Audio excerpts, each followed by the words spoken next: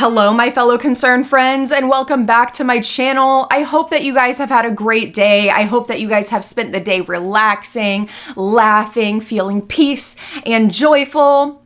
Because I'm about to ruin it for you. Oh, yes, I'm about to ruin it for you, especially if you are in the adoptee community, especially if you're in the former foster youth community or care about child welfare at all, because we have yet again another hopeful adoptive parent making themselves a victim in a child's trauma. Now, 2 months ago, I already covered another couple who is essentially doing the same thing, and if you haven't seen that video, I will tag it up here. I suggest watching it, but essentially it was a couple who, yes, was struggling with their infertility, and instead of going to therapy and getting to the root of like, why do I feel entitled to having a child? Why do I feel like I need a child? And figuring that out, they decided, you know what we should do? We should become foster parents with the hopes of getting to keep a little newborn baby just to ourselves. If y'all thought that video was crazy, somehow this like 20 ups that video. Let me introduce you guys to Linz Jackson. I don't know of a better introductory video than this one.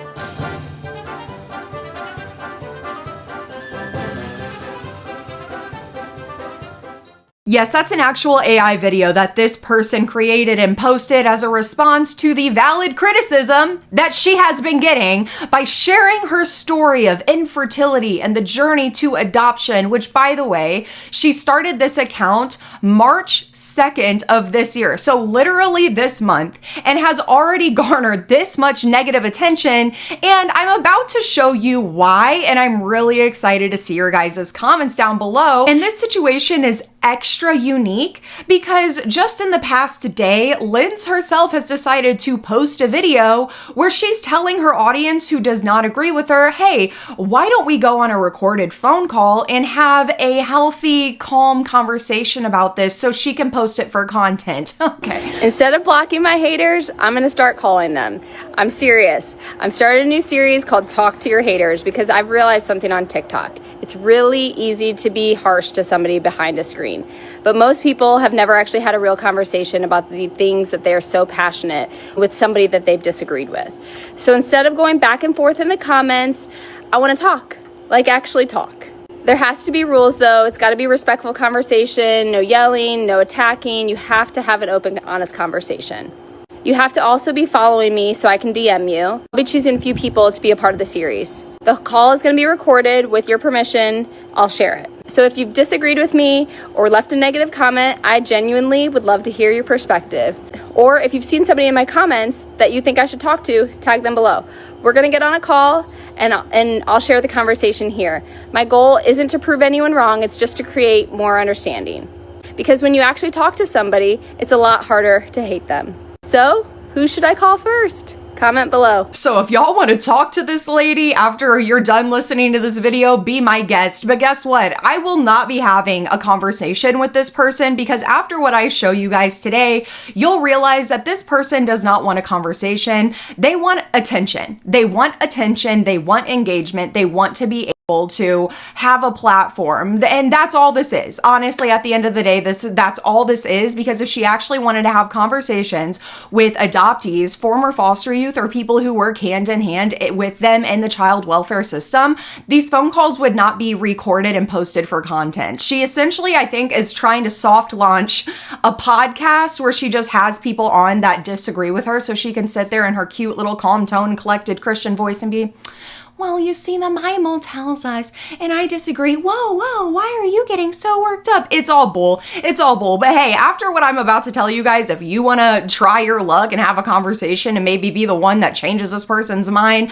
be my guest. It will not be me. I think a really good starting point for this video is to actually go back to the AI video that she posted and just take a look at some of these protest signs that we see in this image, because believe it or not, it is all relevant and you will have all of your questions answered throughout this video. So here is a screenshot from her AI video, and first and foremost, just the dog has 4 front legs slash a mouth leg. I'm not really sure, but the important part is looking at these protest signs. So let's start up here.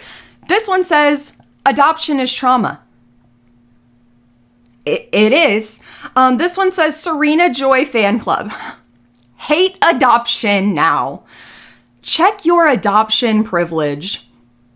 Burritos are racist. I know, without any context or knowing, you're probably, especially after the burrito one, you're probably so confused. It's horrible, guys. This person's shirt says dismantle the adoption system, not a yes girl. Oh, and her shirt says woke AF. This one says pronouns don't fix adoption trauma. Cancel adoption culture, smash the industry, and also take note. You know, what do these people like stereotypically look like, right? Especially because this shirt says ally. I think you're getting a pretty good picture about who these people are. And if you're thinking what I'm thinking, these people should never have access to children in general, let alone children who come from trauma, because yes, adoption is trauma. And we're going to get into all of that. These people don't deserve to have kids. Like there is something really genuinely majorly wrong with this person. Now, in order to fully comprehend the full picture of this situation, we have to go back to the very beginning, which, like I said, was March 2nd. Now, I think this video might be pretty long, so I'm going to do my best to have it like chaptered in a way that you can just like skip to where you want to.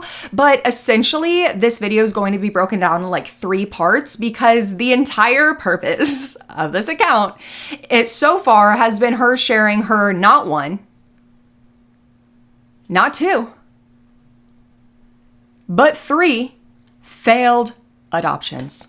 Failed adoption. So first and foremost, let's talk about what a failed adoption is, okay? If we're looking at it through the adoptive parents or foster parents lens, where they feel bad for themselves, and I didn't get to keep this baby, I prepared and worked so hard for this baby, I wanted this baby so bad, and then those horrible biological parents decided to keep their baby, how dare they? Failed adoption.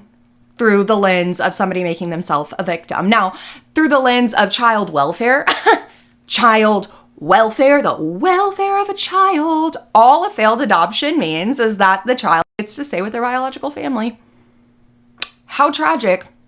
How tragic a family who thought adoption was their only option was able to realize that that was not their only option. How terrible that a family was able to possibly fix their finances, or a teen mom realized that just because she is a teenager does not mean she would not be a good mother. How terrible and tragic that a child get to stay with its family. But that's what a failed adoption is. It really is as simple as that. So whenever you see foster parents or hopeful adoptive parents sitting here boo-hoo, tearing, crying their eyes out because their adoption failed, just know that what they're crying about, because it's hard to see through it, right? Because like we like to empathize with people, and I don't like seeing people crying. I feel bad. I want to make you feel happy. But you can look past that now and see, oh, wow, these people are really evil and selfish. They are literally sitting here boo-hoo crying tears in front of me because they didn't get to keep someone else's baby and that baby got to stay with its family. That's literally what they're doing. Now we're back at March 2nd, her first video that she posted that I will not be playing for you guys. I will read the caption. You want to know why I won't be playing this video for you guys? Because the whole video is of a sweet little baby. Sweet little baby, and I will not post someone else's baby. I don't even post my own babies, but get this, guys. The baby in the video is not Lindsay's baby. That is not her baby. That is someone else's baby. And this is the first time that she does this, but it is not the last. And another thing that I want to mention too is if you think that's bad enough, that she is posting and you know, boo-hooing, trying to garner sympathy over some other person's child, she also, in her little like 3 parts of failed adoption 1, 2, and 3, just sits here and airs out these biological families' dirty laundry, in my opinion, to try to make herself to her audience look like she would have been the better fit. You should actually feel concerned for these kids who went back, because like it was so bad when we don't know the full story. And honestly, a lot of it I call BS. But anyway, let us read the caption of this first video. After years of infertility, we felt God calling us to adopt. We became home study approved in August 2025 and matched with a birth mom weeks later. That resulted in a failed adoption. 1 week later, we received a call about a drop-in case where a baby girl was born and the birth mom chose us.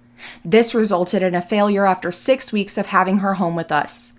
We took some time off from seeing cases, and then months later, we matched for a third time. After another weekend in the hospital, this match resulted in another failure. God did not call you to adopt, first and foremost, okay? I just want to get that out of the way. I hate it when I hear people say this. God called me to adopt. God called me to foster. No, he didn't. That was your choice. You're choosing to do that. Now, people have various reasons why they choose to do that, but God did not call you to do that. Oh my God, just like own it. Just own the fact that you wanted to adopt. God did not call you to adopt. I hate this so much, and that's coming from an ex-evangelical. I used to be very active in the church, as you guys know if you're familiar with my story. When I was in foster care, I ended up moving in with a super strict conservative Christian family and completely changed my life all the way around because I wanted to feel loved and accepted and I wanted to fit in, yada, yada, yada. And something that I have seen a lot during my time in the church is, for example, my own Christian foster parents and other adoptive parents being like hailed as saviors because they've done this great deed of helping this child in need, when behind closed doors, it really feels like half the time they're just annoyed at us because we come with a whole bunch of baggage that they weren't prepared for. And I also remember there was this family who was the youth pastor and youth pastor's wife, and they claimed that God had called them to adopt specifically Black babies. This is a white couple. God called them to adopt Black babies. And at the time that I was at that church, they did have 2 Black little girls. They did not take care of their hair. I'm not going to say could not. They didn't, because they could learn. They could learn. And by the time I left there, I can't remember exactly all the details, but I do remember that they had their heart set on, because God called them to, twin Black little boys. Like, it is so gross. Do not say God called you to do something, because honestly, at the end of the day, God called everybody to take care of everybody if you have the capabilities to. God is not specifically telling you, hey, you should only help this specific kind of homeless person. You should only help this specific kind of survivor. No, like, if you have the means to help, then you should just help. God did not call you to only try to scoop up babies fresh out of the womb. That is not a thing. I swear they hide behind God called us because it would sound absolutely terrible if they were just honest and said out loud, yeah, we couldn't have our own child and the IVF didn't work, so I really don't want to foster any kid or a baby because there is that chance I would have to give it back, and I just really want my own baby. And I don't want to adopt an older kid because that older kid already has memories before me, blah, blah, blah. Like, just admit you just want a baby fresh out of the womb that you can claim as yours and try to pretend like that baby's biological family doesn't exist and you can just raise it and indoctrinate it exactly how you want. But they won't say that out loud because that sounds really bad, doesn't it? So after she posted this video where, like I said, it's got this baby that is not hers all up in this video with the caption being, oh, woe is me, woe is me. Look at how many failed adoptions I've had, and look at this baby that I could have kept, but they didn't let me keep it, me. Obviously, a lot of people had an issue with that, and there was a lot of negative comments. I'm not even going to say negative, but rightfully critical comments in her comment section. And that is when she begins her series on explaining herself and sharing her side of the story with her failed adoptions. And I'm telling you right now, it isn't her fault at all. None of this is her fault. There is nothing wrong with her. She has done nothing wrong. It is the system's failure and these adopted or biological parents for working the system. This is really crazy. So buckle up. Here we go. All right, the internet trolls are out and they're coming in hot in the comment section. So thank y'all. We matched with the birth mom in August. It was about 4 weeks before she was actually due. We were told that birth father was not involved, did not want to be involved, knew about the pregnancy, but was not supportive. This was actually her 9th child. She had some issues in the past. There was also some abuse in her family with her kids.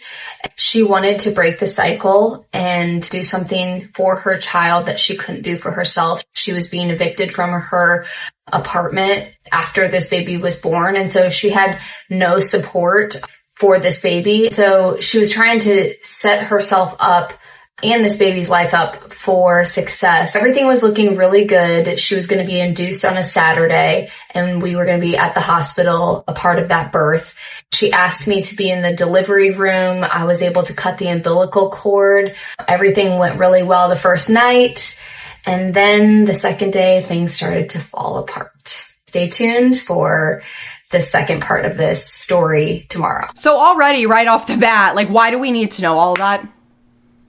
Why do we need to know all that? And why does it matter? Genuinely, why does it matter? What matters is this person was pregnant and they felt like they could not take care of this child for whatever reason. Maybe it's financial. Maybe it is the home life. Maybe it is because they don't have, a guaranteed home to like bring the baby home to. It could be a variety of reasons, but at the end of the day, they chose adoption and then they realized that they were able to take care of their baby. So why are we airing out all of the dirty laundry? Like, you could have literally just said, yeah, like I wanted to adopt this baby. This is how long I got to have the baby. This was my experience in the hospital, blah, blah, blah. And it failed. Like, why can you not just say that? Why are we going on and airing out all of these people's laundry? Because the internet is good. The internet is good. And I'm sure based off of the pictures and videos that they have posted of this baby, posting the hospital, like I'm sure you can find the hospital in the background. Like, I wouldn't put it past somebody to like find these adoptive parents, or like even the adoptive parents seeing these videos themselves, since they're going viral on TikTok. Like, why are you airing out these people's dirty laundry? Like, just because you didn't say their name does not make it okay. Especially because we are talking about people who are probably at the lowest point of their lives, and you're sitting here like clearly judging them for that. Next morning, I show up at the hospital and she mentions to me that she posted on Facebook that the baby was born. And I thought, well, that's interesting. We started talking about how the birth father had contacted her on Facebook, seeing that the baby was born. We're going to call him Mario. Pay attention to her stupid, smug freaking face every single time she assigns a name to these people, because it matters. And this is where Burrito comes in, okay? Because let's just note, okay, I didn't show you guys the baby, but I will tell you this. The baby is not white. Baby is not white. Baby has dark tan skin. Baby is not white. So these names that she is picking is on purpose. And look at her smug little face. So Mario said he would like to come to the hospital and see if this is his child. Meanwhile, we were told that Mario wanted nothing to do with this baby and hadn't talked to her in 8 months. Her and I continued to talk. She shared with me that at the time the baby was conceived, that she was living with her ex-boyfriend. We're going to call him Burrito. She was living with Burrito at the time. I asked her, were you sleeping with Burrito? And she said, yes, we were sleeping together, but he wasn't going inside me. So that was another red flag that came out the next day. Then later on, my husband and I were asked to step out of the room because she was having a visitor come. So we stepped out of the room for about an hour. We're going to call this guy Pablo. Pablo and his girlfriend showed up, and we were told this was a friend of hers that just wanted to see the baby. We found out that Pablo thinks he was actually the father of this child. So as we are spending the entire next day with the birth mom, under the assumption that she still wanted this adoption to go through, all of this stuff is unfolding. So the next morning... Yes, you heard those names. She gave those 3 potential baby daddies. Yeah, you heard that loud and clear. And before we get into all of that, I just want to say this. Who cares? You're adopting a baby. This woman is not your surrogate. You don't get to sit here and be like, oh, well, were you sleeping with somebody else while my baby was conceived? Well, who really is the baby father? It doesn't matter to you. It really should not matter to you, except for the fact that if you really cared about this baby, the only reason it should matter to you figuring out who the real biological dad is for the record, so that if that child grows up and wants to reach out to its biological family, it can easier. That's the only reason you should care. But clearly that is not why she cares. And now let's get to the names. Mario, Burrito, Pablo. Now, like I said, this baby is not a white baby. I do not know what ethnicity this baby is, but I do know that this baby is not white. And clearly, Linz has seen this child and the parents more than any of us have. So she picked these names deliberately. Now, I want you to ask yourself, have you ever met someone named Burrito? No. No, you haven't. And if she was going to assign food names, for anonymity or whatever that word is to these baby daddies, why not have all of them be food names? Why not cake, popsicle? I don't know, something like that. But we have Mario, Burrito, and Pablo. Okay, because see, if it was me, because she goes on and makes a comment later where somebody called this out as racist, because it is. She goes on to say, well, what was I supposed to give them, like, names that don't match their ethnicity? Buzz off, bro. Literally, what do you mean? You know how many Hispanic names I can think of that are like male names just off of the top of my head? Watch this. Luis, Carlos, Josue. Oh, I love the name Josue so much. I could keep going, but I just gave you 3 off the top of my head. And guess what? They're not rooted in racism. What are you talking about? Mario, Burrito, Pablo. Get out of here, dude. And you were going to take that child home and love them? And this is how you're talking about, like, it's family, essentially? Like, you were going to take this non-white child home and what? Probably give it a white name and completely separate it from its identity and culture? I think so, because clearly you're racist, and that is a huge issue in the adoptee community with interracial adoptions, where white families will scoop up any child of color and just basically try to, like, convince that child of color, like, you don't need to be in touch with your roots. You don't need to be in touch with your culture. Like, the way we're living is enough. And then we have all of these adoptees feeling so, I guess you could say, disoriented because they have this desire to connect, to know where they came from, and they don't have supportive parents who are helping them do that or encouraging and supporting them in doing that. Our caseworker straight up asks the birth mom, do you still want this adoption to go through?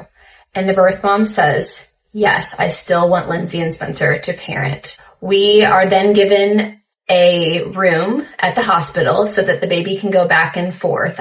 So we're doing skin to skin with this baby. We're feeding, we're changing diapers, we're bonding with this baby. But meanwhile, in the background, she was kind of pegging the different birth fathers up, saying, what will you give me to support this baby? One birth father was saying, I'll give you housing. Another birth father was saying, I can move into a duplex with my girlfriend and we can take care of this baby. Meanwhile, none of them are asking for a paternity test. I don't believe you.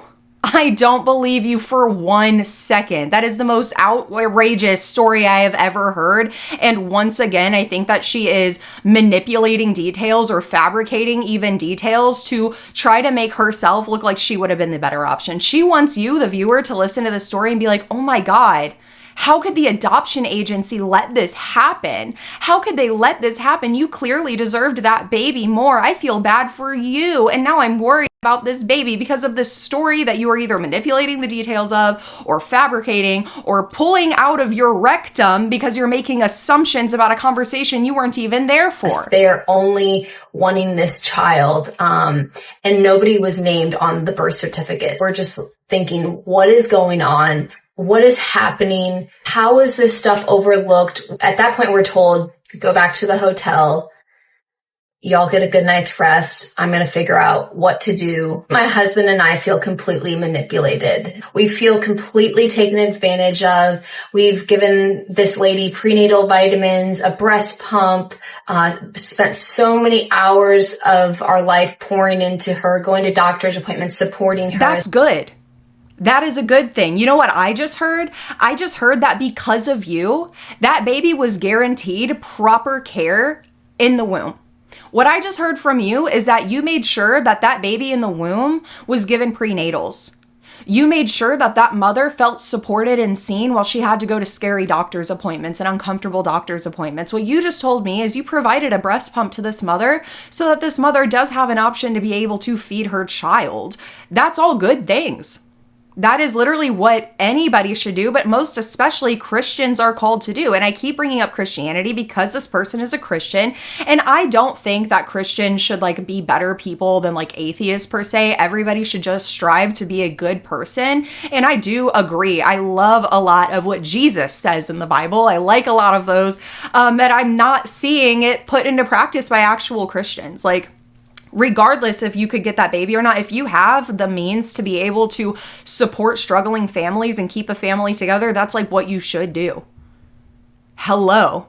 Is that not what we should be doing as a society? And this is what makes me so angry about the system as a whole, and including the foster care system, is like, I understand that there are cases where a child really does need to be removed from the home. I understand that because I was that case. I was that case where reunification was not possible. It was not possible. But what I also can say, as being in foster care and having personal experiences with other foster siblings and hearing their stories, as well as being in this community, being in the adoptee community and keeping my mouth quiet and just opening my ears and listening, it is not uncommon at all that families feel like adoption is their only choice, or children are taken away from homes because of things that could simply be fixed with money or support, with housing guarantees, with, instead of paying foster parents to take care of their kids, what if the state stepped in and helped to provide the financial support? Like, that should be what our goal is. But instead, you got Christians like this who say, oh, you're in an unfortunate situation. Well, then just give me your baby. Give me your baby. I will only provide financial and emotional support to you if you give me your baby.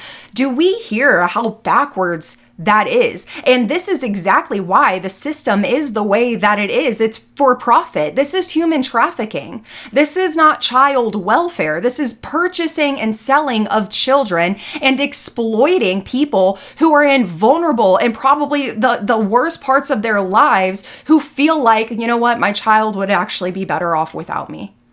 That's what it is a lot of times. A lot of times it's not, I just hate this kid and I just don't want this kid. Freaking get this kid out of here. But people like this will try to convince you that that's what it is half of the time. And it's not. It is not. A lot of times it is young parents, young mothers, or people struggling with finances who are being told and pressured that, you know, you should just give it up. You really wouldn't be. Do you really want to bring your child into financial hardship? Do you really want to blah, blah, blah, instead of stepping in and supporting that person? And I don't mean support like, you got this, you got this. No, I mean actually stepping in and helping that family succeed. Instead, we all want to sit around and look at failing families of poverty and neglect and point and laugh and say, you're such a loser, you're poor kids, which, yeah, I do feel bad for kids in poverty going through that. But I also can recognize and understand that a lot of those kids would not be going through that if the system and states would actually just step in and help those families succeed. And all this to find out that she had all this information in the beginning and never shared that. So this mom was ultimately looking for whoever was going to be able to take care of her. She was in fight or flight, in survival mode. She couldn't take care of herself, let alone this baby.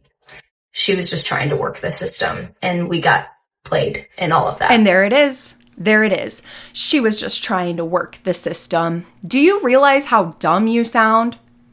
Do you not realize, like, the amount of trauma a woman has to go through when they are pregnant to put their child up for adoption? That is not working the system. That is not like the easiest way to work the system. Like, this is the most ridiculous excuse, assumption, trying to tear a family down who decided that they were actually able to support their child thing I have ever heard. And it is genuinely rooted in racism, and it is genuinely sickening and disgusting. And I wish that agencies would check social media, because people like this do not deserve to even attempt to adopt children. So we got the call from the agency the next day saying the mom is deciding to parent. And once we got that call, we took the cooler that we had her placenta in, that we were storing in our hotel room. We dropped it off to the hospital, and we said peace, and we went home and never looked back. What do they say? No hate like Christian love. I'm mad that you didn't let me keep your baby, so fine, here's your placenta. Peace out, and we're not looking back. You know, if you actually cared about that baby, you would be happy that that baby was actually able to stay with their biological family. And what you would do as a good person, but especially as a Christian, you know, the hands and feet of Jesus Christ, you would look back. You would be constantly looking back. In fact, you would be reaching back and saying, hey, how can I further support you? How can I further help you? Because like you just said, she was in fight or flight. She was looking for somebody to take care of her. Clearly, she needed help. So instead of being that help and support that she thought she had in you, as soon as you didn't get what you wanted, you flip a switch and say, frick you, peace out, I'm moving on to the next baby. This is inappropriate. It's not okay. It's not acceptable. And adoptive parents like this, or like foster parents like who act like this, I have no sympathy and respect. I only have respect and empathy, or whatever you want to, good vibes, niceness, to foster and adoptive parents who quite literally are only adoptive parents and foster parents for the children. They see a need. They see there are children who need to be adopted. There are children who are in foster care who need homes, and I want to be that for them. Not people who see foster children and adoptees who need homes and say, I really want a kid, so let me scoop up these ones, right? Because they're fresh on the picking. They're easily available. They're up for sale, you know, especially foster kids because they're free. Like it's not acceptable. And people like this should not be in the position to buy a child. This is unacceptable. They view children as quite literally just an object to purchase. And it's despicable, especially whenever you realize, and this is not what this video is going to be about, but I could definitely, if you guys were interested, make a whole other video about it. When you realize that there's actually like Facebook groups and online groups where people rehome their adoptive children. And I am not kidding. They rehome adoptive children like they are dogs that they didn't realize were more than they can handle. And that is a very real thing that people are doing. And then the very next video is this. I'll just put in a screenshot where it says, my dream is that one day the right person would see this video and choose us. This is another thing that I've seen on Facebook and just online for years. Oh my gosh, sorry. For years is that people will literally advertise, hey, we're this perfect couple, and here's our long resume on why we would be great parents. We have money, we're Christians, look at our giant house and our 18 cars, and blah, blah, blah, blah, blah. We deserve your baby. So if you're looking to give away your baby, please contact us. And this is exactly what she's doing right here. This is predatory. And also, I'm not going to look it up right now. It might be illegal, but if it's not, it should be illegal. It should be illegal to be able to just casually post online and ask somebody to sell you their child.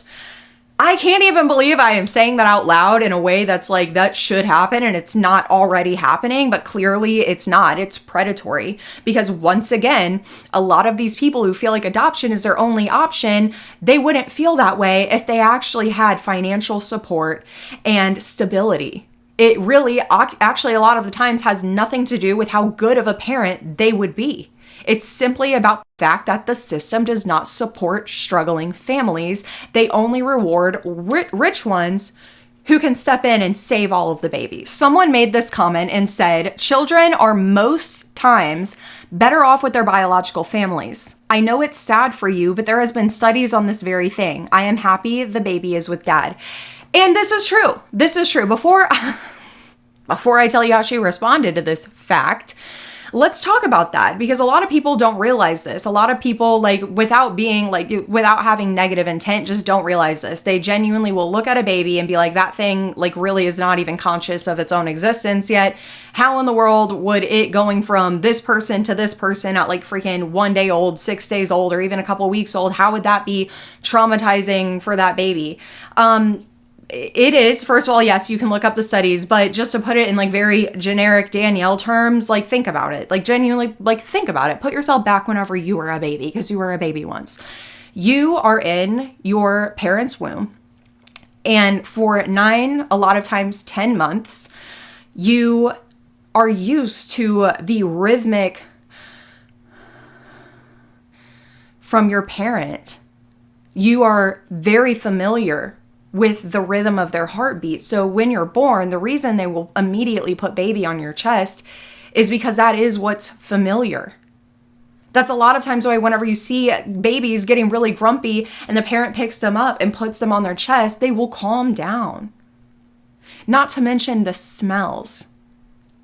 Babies know your smell literally from the inside out. They are very, very keen to your smell. And if you didn't know this, let me be the one to tell you, because I'm a mother. I have breastfed all of my children. A really cool fun fact is babies' noses are literally like so much more sensitive than like our noses. And it's because they can't really see very well yet. And so when it comes to like specifically like breastfeeding, they can actually smell like the scent that comes from the mother's nipple or even like the milk. And that's what helps them to actually find their way to the nipple. And if you've ever breastfed, then you understand what I'm saying. Other people might just be thinking like, why not just put it in their mouth? Listen, that is a cool fun fact for a reason, but that is all pertinent, right? So whenever you take a baby out and immediately put it on somebody that they are not familiar with that heartbeat, they don't know this smell, they don't know this breathing pattern, this voice is different. The voice is different.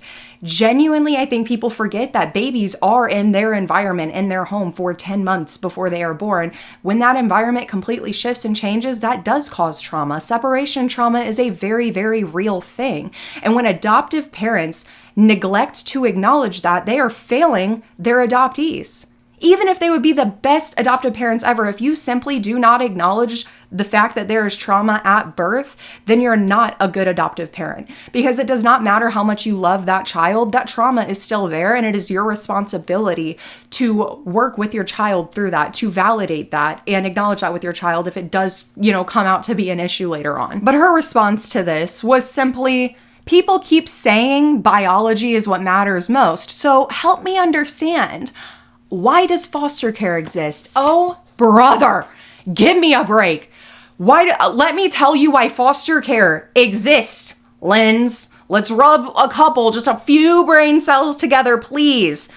Foster care is quite literally here to reunite children with their family. That is what foster care is for. Yeah, the whole concept of foster care is rooted in the fact that children belong with their biological families. Literally, the whole concept of reunification is on the basis that children are happier and less traumatized if they can go back to a safe environment with their biological family. Obviously, like I said, there are cases like myself where that is not possible. And yeah, it's traumatizing. I have a lot of conflicted feelings about the fact that I so badly miss my mother and I so badly wish that things didn't happen the way that they did. But then on the other side, I understand that woman did not love me. She did not love me the way that I feel like I loved her. But that's different. That's not what we're talking about, though. We're talking about a lot of times children could go back home. That's like the whole concept and point of foster care. So what do you mean? Once again, you're not acknowledging the fact that there is trauma at birth when it comes to adoptees. And now you're deflecting and trying to drag foster kids into this. What do we have to do with your adoption from agencies? This was the moment we had to decide whether to hand a newborn baby back or fight to keep her. We are officially on the story of failed adoption number 2, and aren't we already starting off on a great foot? Either give the baby back or fight to keep her. Mind you, not her baby. Mind you, not her child. And I know that this story is probably going to be controversial. From the comments on my last video, I can tell people very strongly feel one way or another about adoption. But my goal is to share what actually happened to us. And until you're put in the very situation that we were, you never really know how you'll respond. So Monday afternoon, we got a call from our agency's owner. Let's call him Bob. He said, "Hi, Lindsay, it's Bob. And unfortunately, I don't have great news to share with you." The second he said that, my heart dropped. I immediately ran outside to grab my husband, who was dealing with contractors working on our house. And we put the phone on speaker. And then Bob told us that the baby's presumed father had been calling the agency since Saturday night, the day that we actually took her home, trying to get his daughter back. He said, currently there is no man that has legal rights to this child because there's not anybody listed on the birth certificate. So you have two options. You can give the baby back to the birth mom, or you can let this play out and see if he's actually serious about pursuing his rights. We've seen this go both ways. Immediately, our first thoughts were, wait, give the baby back to a mom who just asked us to care for her child forever? Spencer chimed in and he was furious. He said, this guy has been calling all weekend and you're just now telling us 48 hours later? Bob told us they intentionally didn't reach back out to him until that morning and they wanted to return his call after things had calmed down. In our eyes, the agency had completely failed us. They withheld that information. The moment they knew something was happening, we should have been told immediately about that. We had just told the entire family the night before that we had a baby. We had sent texts to friends that very day, and people were planning a baby shower for us. And now suddenly there was this dark cloud looming over everything. Our heads were spinning as we were told this news that we may lose our precious little baby Kit. So we hung up the phone, we cried, we prayed about what God wanted us to do. Here we had the birth mom who had chosen us to love and care for and protect this child. She had signed over her irrevocable rights for this child over to us and placed this baby in our care. If we just handed the baby back 2 days later, were we really honoring the promises of loving and protecting this child? And then you had the presumed father who chose not to be at the hospital. He walked away from this child, not even caring that he wouldn't be listed on the birth certificate. So the options felt impossible for us. Do we give the baby back to a mother who said she didn't have the means to care for her, or hand her off to a complete stranger who legally had no rights to this baby? After 2 days with this little girl, we had already felt so much love and incredibly protective over her. We felt there was purpose in us caring for her, and it was our job to love and protect her for as long as she was in our care. And what happened next made the situation even more complicated. Yeah, that sucks. And that's a hot mess. And in this situation, I wouldn't want to be Lynn's and I wouldn't want to be the biological mother. Again, I think that there's a lot of details that are not being said. I think that there's a lot of information that she is purposely withholding and trying to spin once again a narrative that she's a victim and she was failed. And these people are once again completely unfit to take care of this baby. And the adoption agency is just absolutely failing these kids by taking them away from them. But what really stood out to me here is when she was all like, I feel like if I give the baby back, that I'm not like honoring the promise. Point blank, period. And we're going to see in like the next part, if a parent wants to fight to keep their child, then freaking boo to you, dude. You should support that. Once again, it does not matter if the parent in the past felt like they couldn't, or like if the parent felt inadequate, like they wouldn't be a good parent. So you know what? Maybe it would be better if I just don't get attached to this child at all. If that's how this birth dad was feeling, is like, okay, the mom already made up her decision. The baby's getting put up for adoption. I'm just not coming. I don't want to get attached, or whatever it is. It doesn't matter. It is not up to you to decide, well, too late. I don't want you to fight for this baby. That's not up to you. If the biological parents want to fight for that child, they absolutely can. And I don't feel like bad for you, because you're going to lose Kit. You're going to lose your baby. You've had this baby for 2 days. That mom was carrying that baby for 9 or more months, maybe less. I don't know. Like, you do not get to sit here and act like something major was torn from you when we are literally talking about a real life baby who is, let's talk about the baby for a second, okay? We got a baby who's, according to you, mom doesn't think that you can take care of me, and now I'm going with this random lady, but now I also have like my dad fighting for me, and this random lady doesn't want to give me, like, this is complicated for the baby. Imagine this freaking trauma for the baby. Over the next few weeks, the birth father kept calling the agency trying to stop the adoption. But when the agency spoke to the birth mom privately, she said she wanted the adoption to go through and that she looked forward to seeing her daughter at the very first open adoption visit. So to back up just a little bit, the reason why they chose adoption to begin with was because they were very young. They had 3 kids. The father didn't have a job, and most of the responsibility fell on the mom, who was working 70-hour weeks.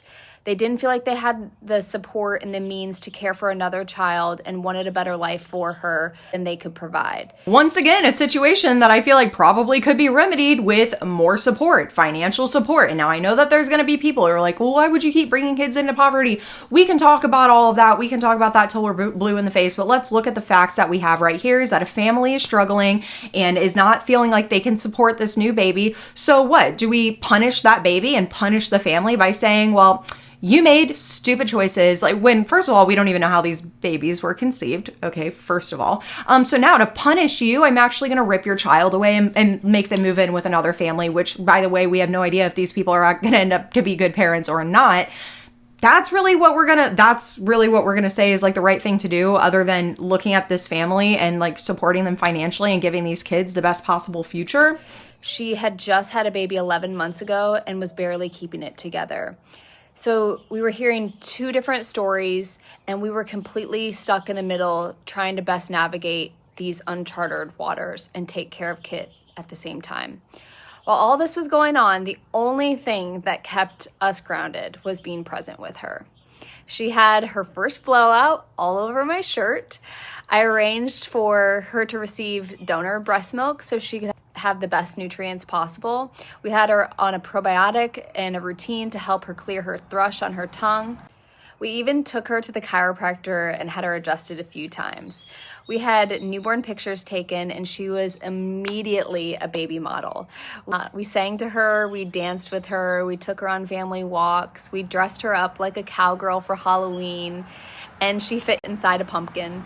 She cheered on the frogs. Baby model? Dude, literally you want a child to exploit. Let's just be honest. You want to be able to post to cute videos. You want to be able to blah, blah, blah, blah. And I know that because you did not have this baby for long. Like, I think this baby she had for like, I think this was a 6-week long placement.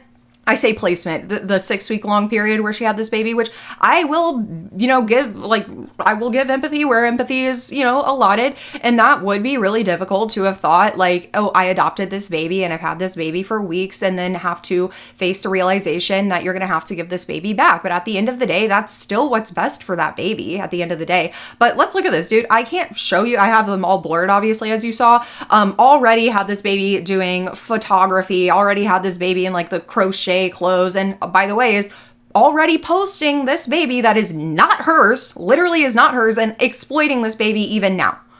Like, we just saw a glimpse of what she will do when she actually gets a child. She was an absolute angel baby, sleeping 3 to 5 hour stretches. Our families held her and loved on her. Our church community prayed over her and showered us with diapers and gifts. Our dog was even enamored by her. We loved her with every ounce of our being. And through all of it, our prayer was always the same. We trust in your plan, no matter how painful it may be. Thy will be done for her life. I also cried out daily to God, God, make a way. God, make a way. And when we thought things had started to settle, everything unraveled. If you've been following this adoption story, this is the moment we realized we were going to lose her. Over the next few weeks, we were on the phone with the agency and lawyers constantly, waiting to see if the birth father would actually take steps in order to claim his daughter. As far as we could tell, he was all talk and hadn't hired a lawyer. To our knowledge, he hadn't signed the paternity registry, and from the beginning, we always said he took the legal steps to fight for her, we would give her back. So we asked the agency to set up a call with him so we could speak to him directly. The phone call lasted about 20 minutes, and he was aggressive and combative, barely letting us speak. We told him we would give the baby back immediately if he just took a DNA test. We just needed proof that he was actually the father, because to us, he was a complete stranger. At first, he agreed, but then he changed his mind and said, I ain't no lab rat.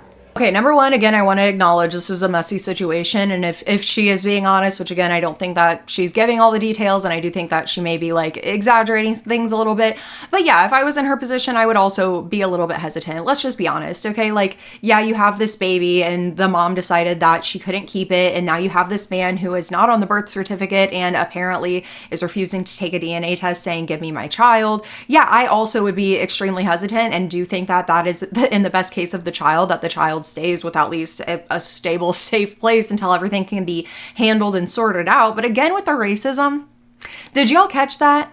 I ain't no lab rat. You didn't have to say that. You literally included that once again to try to paint a picture of this person in your audience's mind, because you could have said, he just said, I'm not a lab rat. That's literally, it would have said the same thing. We all know what he said, but you did that on purpose. Again, you're doing that on purpose. He told us he was happy to drag this out in court and didn't care how long it took, and to us that spoke volumes. We hung up that call with no resolution and honestly feeling even more protective of her. But later that afternoon, everything changed. The agency received proof that 2 weeks after the baby was born, he had gone to the courthouse with the birth mom and signed an acknowledgement of paternity to get his name added to the birth certificate. At that moment, we were told we had no legal path forward. We had to return her immediately or we could be sued. And just like that, we had 24 hours left with her. We held her and cried and squeezed her as tight as we could, and then arranged to speak with the birth mom on the phone. And due to the legality of the situation, we were required to return Kit to the birth mom instead of the father because the paperwork hadn't processed. On that call, we got more clarity over the entire situation and scheduled to meet the birth mom the next evening. I'll save that story for another day. Okay, great. So the dad is the dad, and now the dad got custody of his child.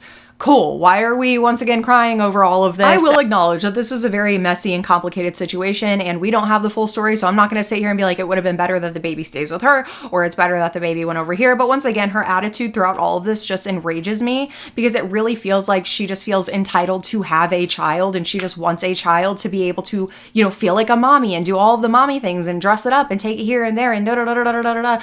And it doesn't really feel like it's genuinely for the best interest of the kid. It's just like, I really don't want to lose my opportunity at being a mom. This next video literally enraged me so much, but it's gonna have to be silent because it has music in the background. So just take a look and then we'll talk about it.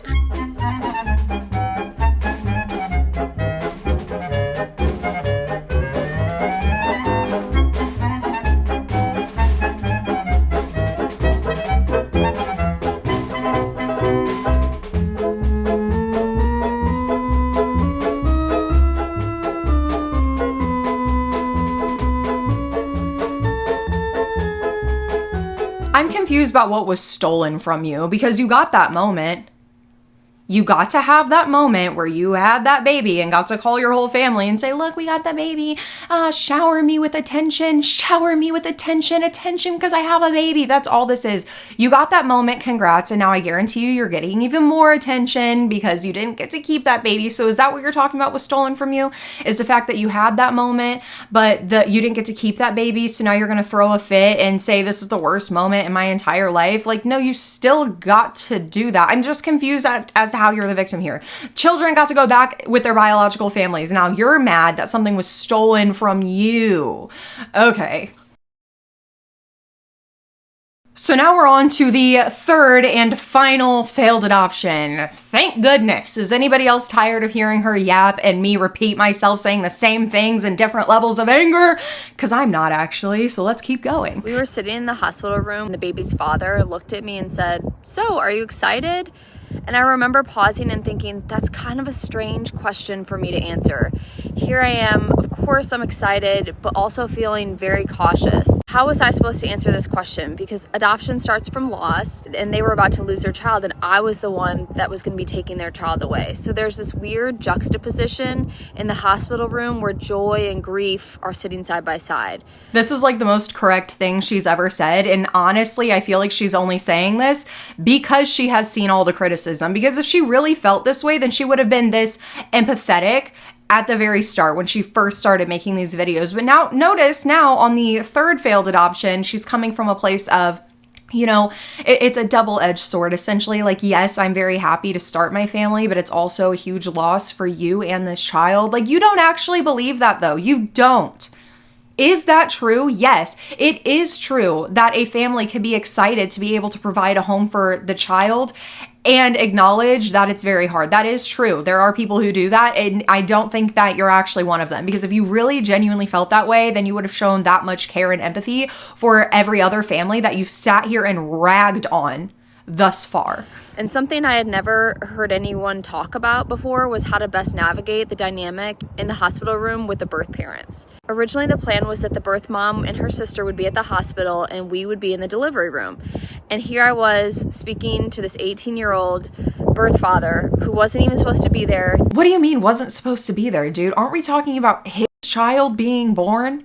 Are you really mad that a father to a child who maybe didn't want to or couldn't show up to the hospital changed his mind and actually wanted to be there for that moment and possibly connect with his child? No, you're mad about that because you're thinking to yourself, uh-oh, my chances of getting to keep this baby are lowering because they're actually saying, hey, I do love this child. Hey, maybe I could be a good dad. Maybe I actually could be a good mom. Maybe I can do this. Hey, maybe we can do this together. But the baby happened to be born on a Saturday where he didn't have to work. So he ended up coming to the hospital later that afternoon. Because there's this 48-hour waiting period, everything sits with this really heavy tension for 2 days while the baby goes back and forth between the rooms. On one hand, you want them to have time with their baby because they're about to experience such loss. And you want your child to know that the birth parents love them enough to hold them and take care of him. At the same time, you start to feel this protectiveness growing in you because this is your baby and you want to bond with him. But it's not your baby.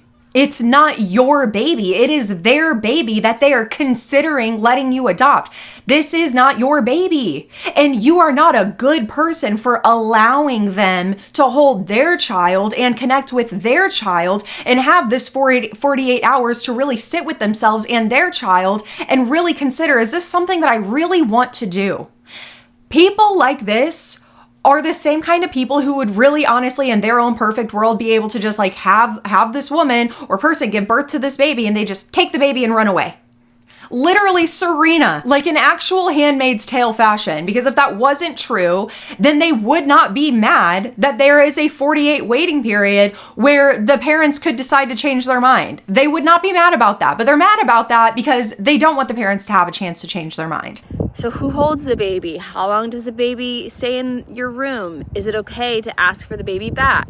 Who's making the medical decisions? It's such a complicated and emotional space to sit in. I'll share later the signs that I could have recognized that this might be going in the other direction than all of us had originally planned. Looking back, I'm still trying to figure out if these were red flags or if this was just us being paranoid. We were working with 18 and 19-year-old birth parents that we had never met before, and the birth mom had been counseled by the agency back in December and started creating this adoption plan. The baby was due at the beginning of February. The birth mom already had a 1.5-year-old and her husband was getting ready to enlist in the Navy, which meant she was going to mostly be raising her son by herself, pretty much as a single mom. She told us that she chose adoption because she didn't feel like she had the resources or the mental capacity at 19 years old to raise 2 kids.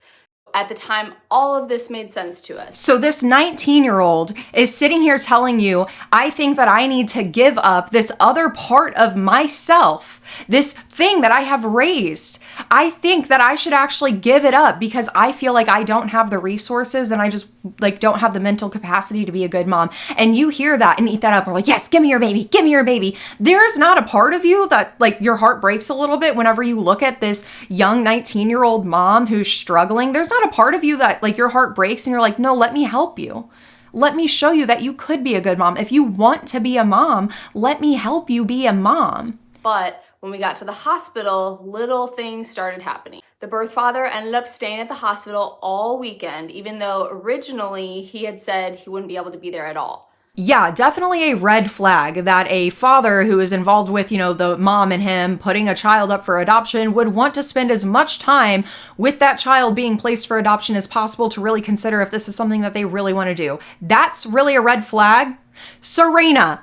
When we asked our caseworker, how are we to best navigate the back and forth? She said, the baby will stay with you, and when the mom wants to see the baby, she'll just ask the nurse for the baby back.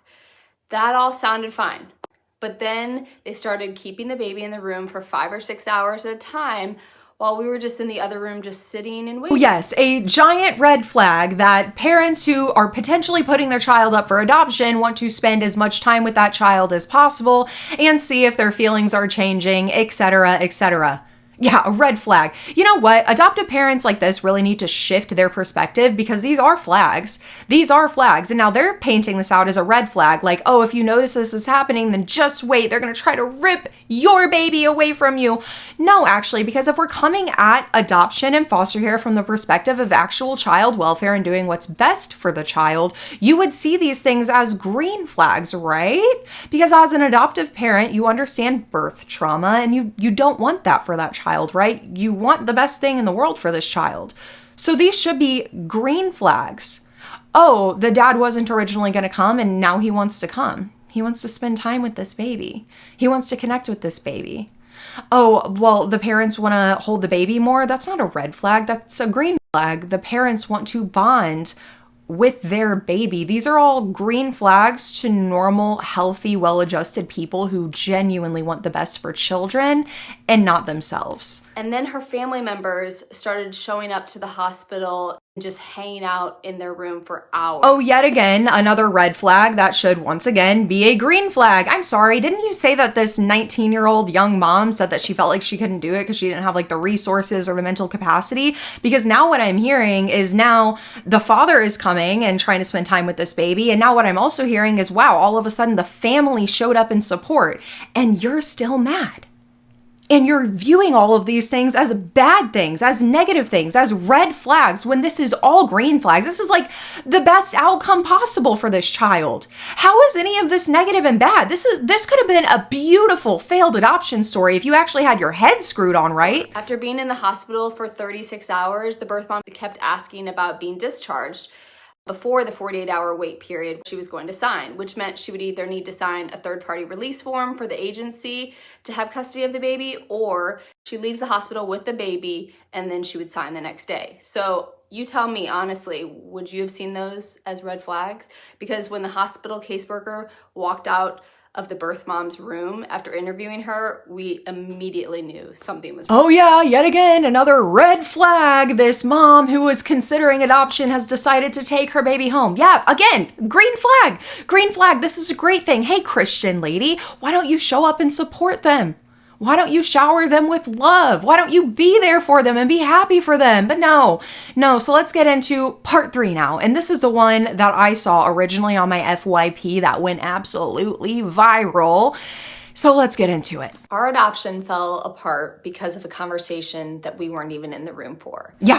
Yeah, she really said that and like thinks that she's not in the wrong here. Yeah, I don't think that parents who are considering putting their child up for adoption owe you a conversation about why they've chosen not to. They literally do not owe you that. I don't care how many doctor's appointments you've sat in on. I don't care how many baby items that you've bought or prenatals that you've bought. I don't care. They do not owe you that conversation. I mean, would you want to have that conversation with you? I wouldn't. Before a birth mom is discharged, a social worker has to have a conversation with her to make sure she understands her rights and isn't being pressured in any way, and that the adoption plan is truly her decision. The caseworker asked the birth mom if she felt comfortable answering the questions in front of her family. Now, this birth mom was what I would call a yes girl. She never voiced her own opinions. She was always looking to defer to anybody else to make decisions. A yes girl, but she didn't say yes to you, did she? And also, this entire point doesn't make any sense to me, especially as she goes on, because if she was such a yes girl, then why did she consider adoption in the first place if her family was just going to pressure her to keep it? Or if the family pressured her to keep it and now she's saying, it doesn't make sense. She's a yes girl, but it only has to make sense to Lens. So of course she said yes, not realizing the kind of questions that she was about to be asked. Then the caseworker starts asking her things like, do you have family support? While she's sitting in the room in front of her own family. So yes, so she has family support. That's a bad thing?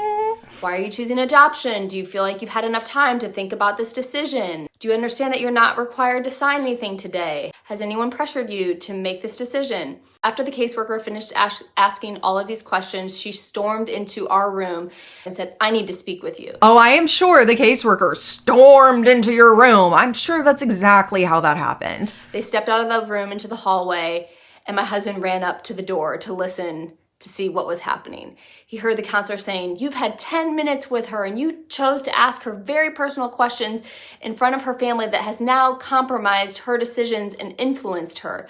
And you're making a formal decision that she can parent based off those 10 minutes?" She was mad. She said, "I've been working with her for the last 3 months and she has repeatedly told me that she is not physically or mentally in a place that she can handle this." After that conversation, the agency counselor went back into the birth mom's room to clarify what she wanted to do moving forward. Okay, yeah, so let's try to take this person's baby away because you've worked with this person for 3 months and they've told you over and over again, "I need help." And the help you want to provide and the help that you're advocating for is taking the child away. The birth mom said she just wanted to be discharged from the hospital. She was ready to go and leave. And however she needed to do that, she was willing to. The caseworker told her the only way she could leave the hospital was to take the baby home with her, which just wasn't true. So she agreed to take the baby home with her that night, and she said she would sign her relinquishment papers in the morning. Meanwhile, we obviously got discharged too. We went to a hotel and watched the Super Bowl and waited for the dreaded call the next day. She had decided to parent. Go figure.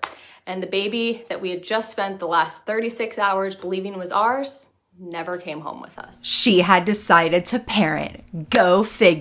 The entitlement is crazy. And it was that little clip right there that went mega viral because what do you mean? And she decided to parent.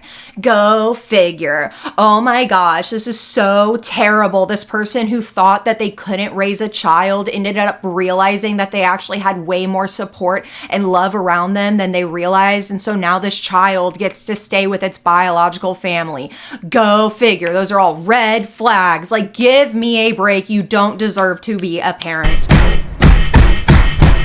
After I shared that hospital story, a lot of people had very strong reactions, and I realized there are a lot of parts of adoption that people just don't see. People don't always realize that adoption agencies don't go looking for these birth moms. Women reach out to them because they're trying to figure out what to do and exploring all their options.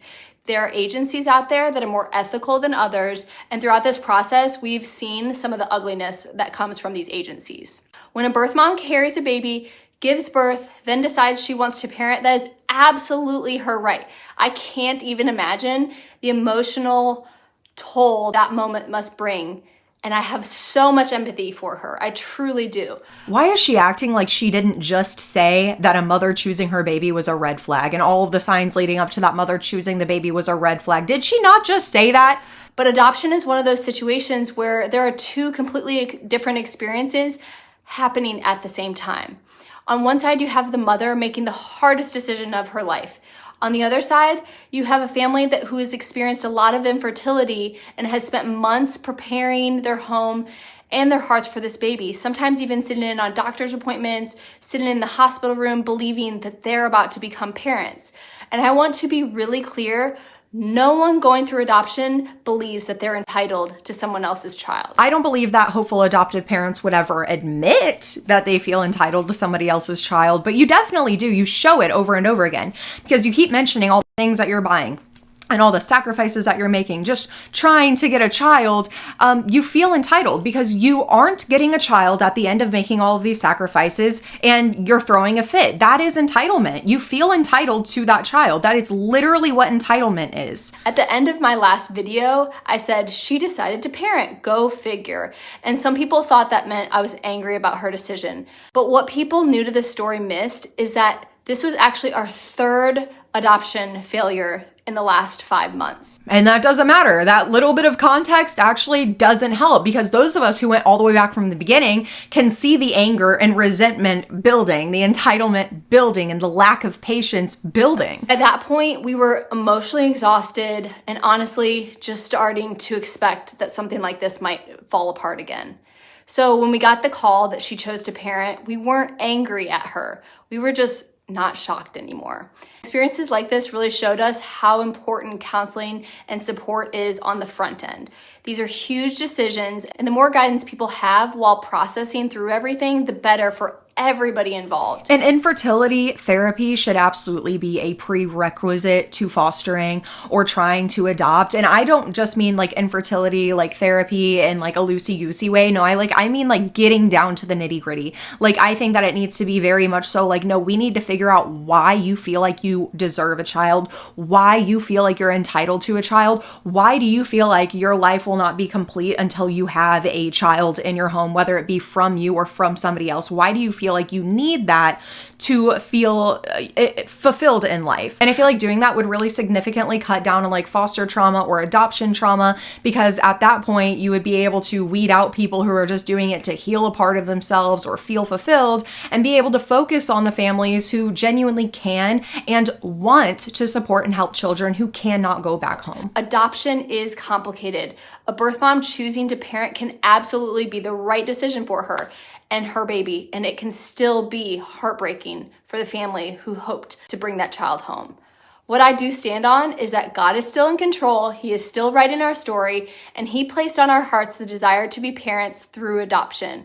Sometimes that doesn't happen the way that we plan, but He is faithful, and the story is going to be better than I could have ever dreamed of. Just you wait. But it shouldn't. It should not be heartbreaking for you. Like, genuinely, y'all get this through your heads. Adoptive parents, foster parents, get it through your head that it is a good thing when a child does not have to go in foster care. It is a good thing when a child does not have to get put up for adoption.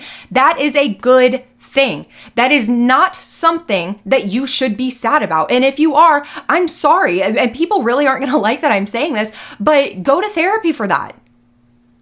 Like, normal people are happy to see children be safe at home with their family. Normal people are happy to see that.